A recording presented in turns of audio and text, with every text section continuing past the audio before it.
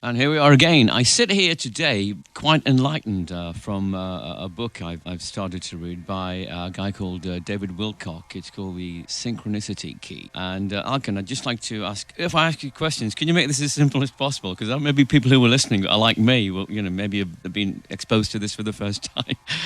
Not that you don't. I'm going to go through one part of the book here, which is about a conscious universe, and a quote from David Wilcock. He says, I do believe not only that the universe is alive, but also that it is conscious and self-aware. There is a plan and a purpose to our lives on Earth that is far greater than most of us have ever realized, and we are definitely not alone, nor do we only have one life to live. What's he talking about here? Well, the whole book is about that, actually. That's why it is really hard to put it down into layman's terms, or we only have simpler. more than one life to live. Yeah, that's reincarnation. That's all. Yeah, it is exactly that. The reincarnation process that we go through, because a human lifetime, let's say 100 years, is not enough to understand all that we go through, and most of us don't live that long. Die at the age of 7. Sure, most of us don't understand what's happening as it happens, through life. Exactly. Sure. That's why we have to come back to get that lesson, that specific lesson. That's why there's a saying, history repeats itself. Yeah. As long as you don't understand the lesson, you have to go through that again. Just like a class in any school. You have to be able to pass the test so that you are well above and beyond that test. But this test is not in the 3D world understanding terms. That's what I was going to ask you. When most of us hear this or read this, we think we don't just come here once. We maybe come back again. We think in the form that we're in. Maybe. In the form that we are in, meaning that we have a body. Yeah. But it won't be the same. Exactly. That's the point I wanted to make. We're not talking about reincarnation here of the body, or you coming back in someone else's body. It's not someone else's body. It's your body again. Or a new body then.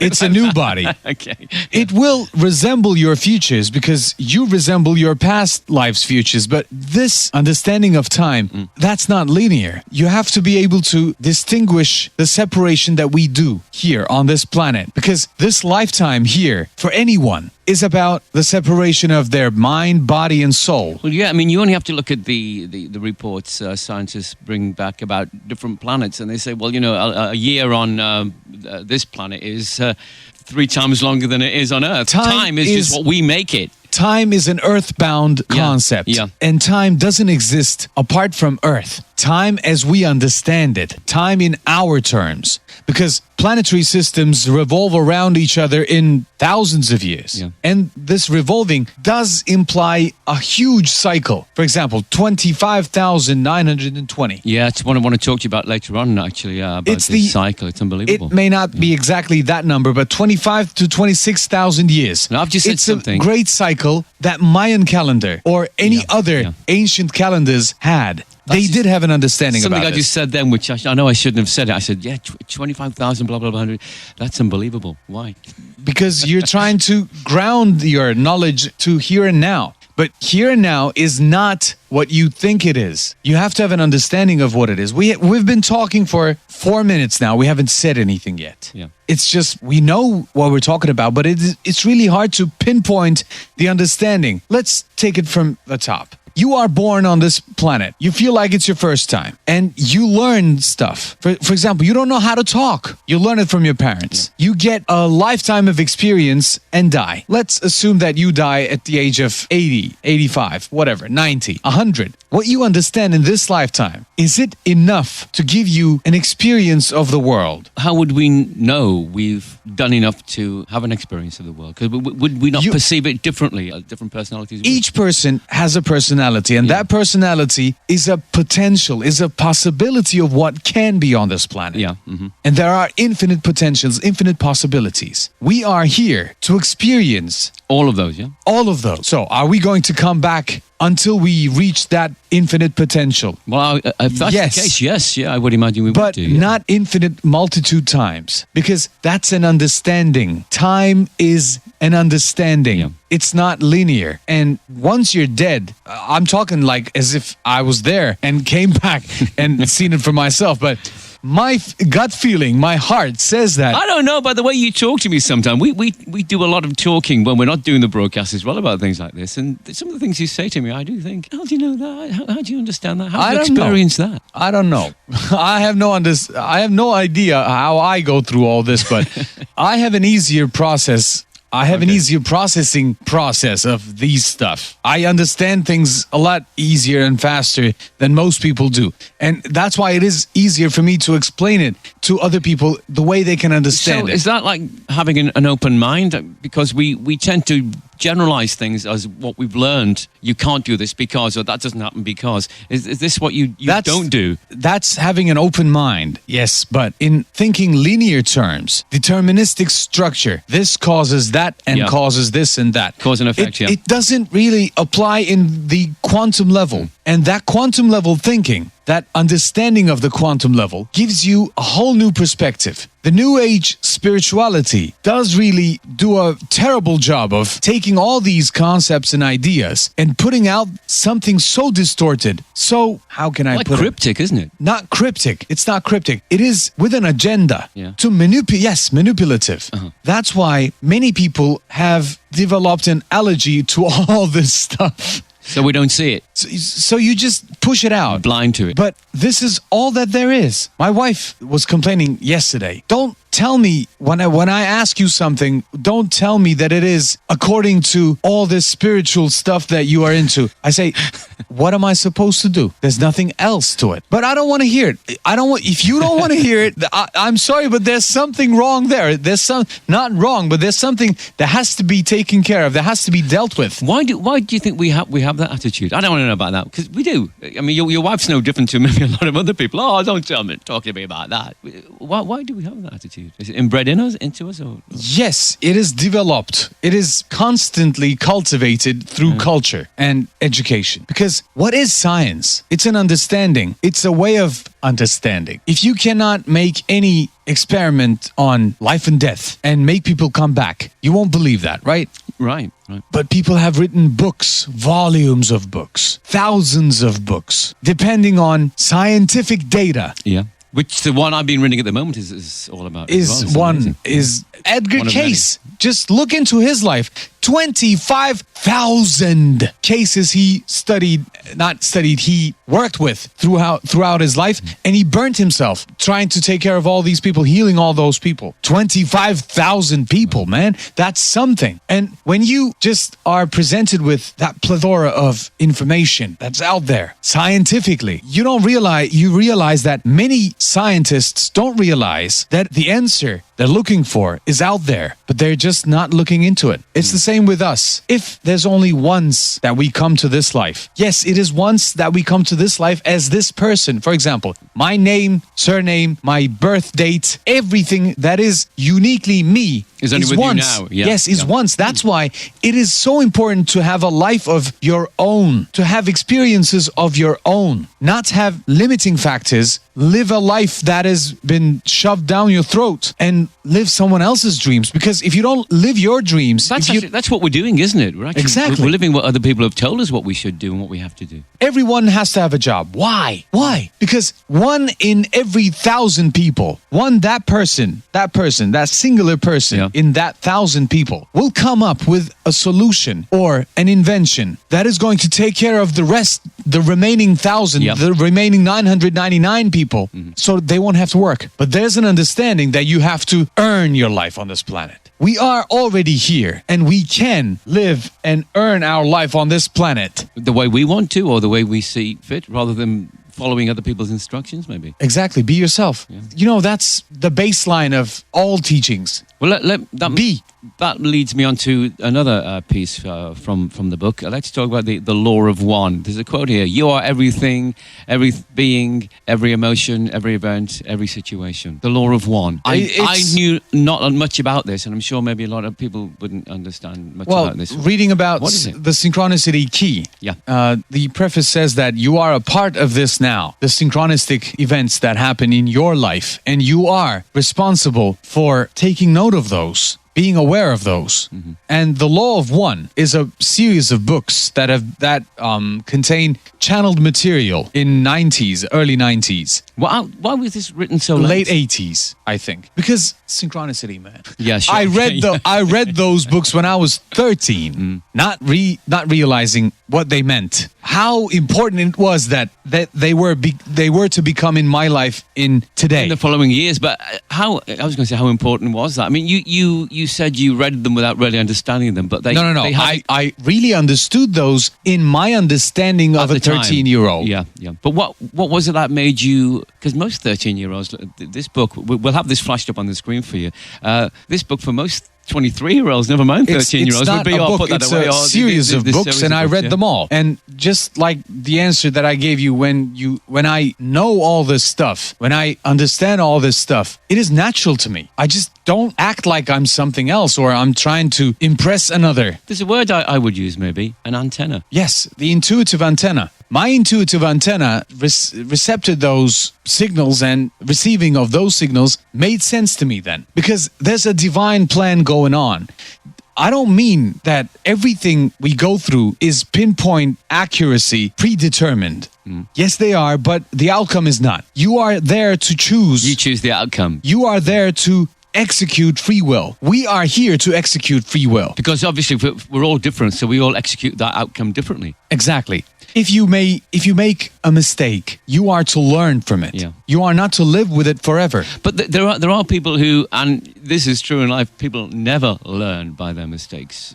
They will one day, eventually. I was going to say, will this eventually fix itself, and one day Yes, of it course. will click and you'll Yes, understand? of course it will, because that's the nature, that's evolution. How does evolution happen? By learning over and over and over and over. After a million tries, the fish realizes that it doesn't need that leg anymore. So it's a fin now. Yeah. So how does that happen? If you want to think and talk scientific terms, it's just like a sect, closed society of people that only understand each other. Another secret society. Yeah, another not so secret society. And if you want to talk in those terms, life here on this planet has evolved in millions of years, and science has only existed for a couple of hundred. Not even that, but modern science, as we speak of it, is only, let's say, 100 years old, and you expect it to be able enough to explain millions of years of data? Yeah, sure. Not really. Not me. Now, the synchronicity key,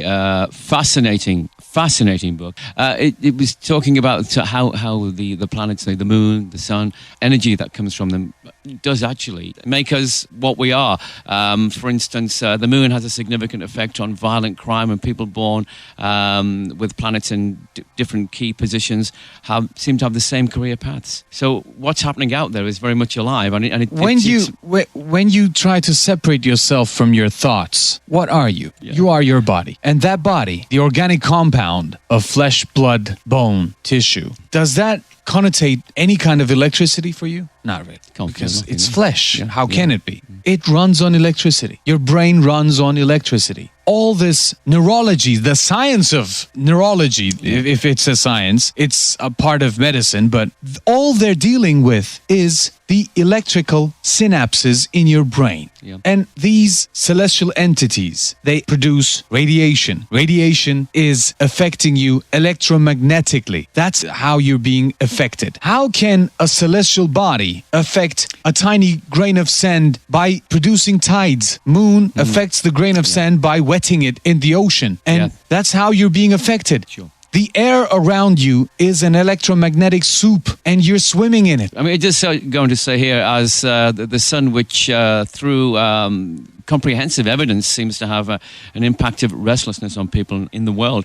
Scientists have speculated that there must be a larger gravitational pull outside of our solar system The second sun. affecting all this, yeah. And this talk of 25,920 years to make a whole turn around this. That's the Mayan calendar. That's the big cycle. That's The finished. one now. that ended in That's finished, hasn't it? A couple of years ago, yeah. 21st of December 2012. Yeah. You know, this obviously coincides. We've been talking about the world going through a polarity change at the moment and so on. And the Mayan calendar, as you've just mentioned, finished 2012, so it's 2 years ago. And it did, when they were talking about when the calendar ends, it's the end of the world, and people obviously think we're going to die, but as we know it. So this has triggered off maybe the changes that the calendar said is going to happen. Let's put it into simpler terms. Yeah. What year is it now? 2015. 2015. Yeah. It's not going to be 2015 anymore on the 1st of January 2016. The world of 2015 will have ended. Yeah. That's how a calendar date ends the world and starts the new world. If no one ever told you, would you realize that January 1st was January 1st? No, you wouldn't. No. You would realize the change of the seasons, though. Yeah, sure, but you wouldn't understand the date or realize that one year had gone into another. Let's have a countdown. According to what? Without a clock, you can't have it. The point of reference you can take, according to the sun and the moon, is their cycles. Phases of the moon, equinoxes and solstices of the sun, and other celestial beings that can be observed in the sky to be at certain points of location at certain dates of the year. That's why we have a calendar, a clock, and all that time in our hands that is slipping away. For example, why is the clock divided into 12? Zodiac signs? Why are the zodiac signs dividing that band into 12? Because 12 months of the year. Yeah, because 12 months of the year is another result of the zodiac sign. Yeah. Why do we have the 12 system? No idea. No idea. Let's talk about it in another episode. Let's leave this question unturned. Right. And all that is synchronistic with a divine plan, and you can find it. You don't invent it. You come by it. That's why it's a discovery. Yeah. You discover mathematics. Everything seems to be there for you to discover. Exactly, doesn't it? In this whole plan, this huge plan.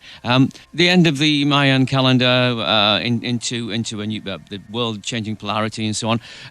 The fourth density shift. And the pole of Earth, North Pole, magnetic pole, is tilted. Yeah. That has been taught to us in schools. 20 degrees, 28, 27 seconds, 23 degrees, 27 seconds. That tilt, that shift is coming back up or going back down. And that coincides with the bigger cycle, 25,920 years. I was about to ask you, is this the beginning of the next 25,000 year cycle? We have begun. We've begun it. Yes, but just like the new season, the new Earth is only new in the spring. We have just passed through the date that we turned into the new age, and we are now feeling the effects of it. We are starting to feel the effects of it. For those who know where to look, it is exactly there. We're talking about all this like information, whether it be cryptic or just there for us to unravel, untangle. Where's it all leading to? Leading to an understanding of the self. What happens? It's not outside that we should look. Look inside. What happens when we stop searching for answers? We understand that the answers are inside. It is so disheartening to tell someone to stop looking when all they want to do is find it. It's the conditioning, though, isn't it? It's the way you want to win a race, and winning that race requires you to stop. It is counterintuitive. It's against everything you've been taught. You will only find the answers when you stop looking for them, because the answers will find you. You'll understand when you stop thinking. It's so easy once you're there, but to be able to get there, to be able to exceed the threshold, it's so difficult. Because it's so easy. It's so simple. Something that simple is so difficult because it is that simple. We are already conditioned to work for stuff really hard. Yeah. When you try really hard not to think, you're thinking again. That's why letting go, the effortlessness of the situation, the zen of the situation, the moment. So it all leads. These problems, all we say, I can't deal with life. It's just our own doing. Yes. Because we're trying to find something that isn't there. Exactly. You are to understand stuff. Yeah. I already realized that my mission on this lifetime is to understand, not to tell people. I thought it was to tell people because looking all around me, I already could understand everything faster, easier. Yeah. And I was more vocal than most of the people. I had better expression at stuff. So you would assume this is Yeah, purpose, I yeah? assumed that I was here to tell people. I was the bard, the poet. I played that part for some time, which helped me understand that I was here to understand. And the more I understood, the simpler it got. Because what do you do when you simplify? You take bits of the puzzle that don't fit out. Yeah. It's so easy once you're there, but it's always the same. This sound here is my finger snapping. And that is consciousness. How is it consciousness? Consciousness, self-aware consciousness is this. Yeah. What was it? Do you remember? You can go back to that bit of the recording and play it back and try to understand what it is. But it is a metaphor. It is symbolic. It only gives you what you can understand. You are to understand something out of that symbol, just like alphabet, just like words, just like language. You understand what we talk about in your own sense, not the way not the way we try to tell and fail miserably at times. And consciousness cannot be repeated. It has to come again, occur again, Naturally. at every moment of being, because it's there. It's always there. Yeah. You cannot hold it. You cannot capture it. You can capture it as a video recording, but you have to play it back because it's a process.